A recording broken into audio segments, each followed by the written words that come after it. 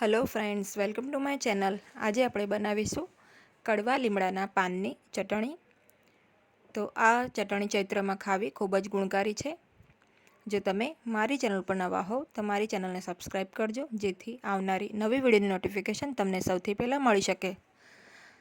તો હવે આપણે સૌપ્રથમ આ રીતે લીમડાના પાન લેવાના છે। તો અત્યારે લીમડાના જે ઝાડ હોય એની પર ખૂબ જ સરસ નવા નવા પાન આવે છે। તો આ રીતે આપણે એકદમ કૂણા પાનની પસંદગી કરવાની છે।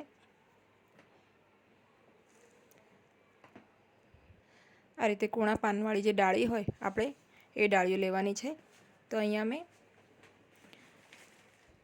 6 થી 7 ડાળી આ રીતે લીમડાની લીધી હતી અને એમાંથી પાન છૂટા પાડીને એને ધોઈ લીધું છે એક વખત। ત્યારબાદ આ પાનને મેં કોરા કરી લીધા છે।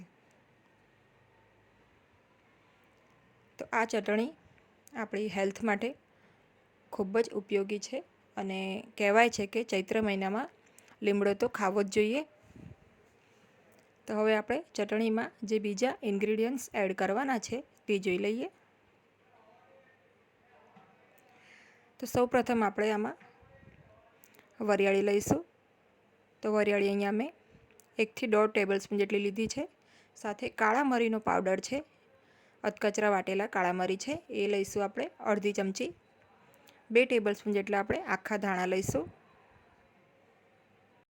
હવે આપણે 1/4 ટીસ્પૂન જેટલું સોલ્ટ લઈશું અને જે સંચળ પાવડર છે એ આપણે 1/4 ટીસ્પૂન જેટલું લઈશું।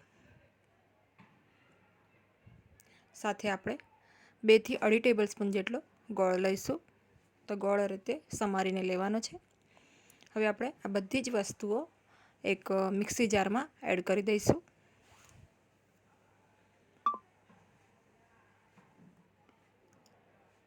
તો અહીંયા મેં આ રીતે બધી જ વસ્તુઓ મિક્સી જારમાં એડ કરી દીધી છે।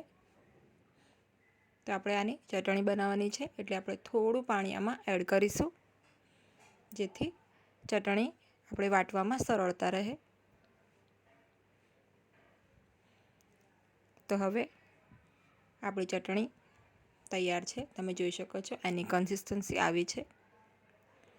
તો હવે આપણે આને એક બોલમાં લઈ લઈશું।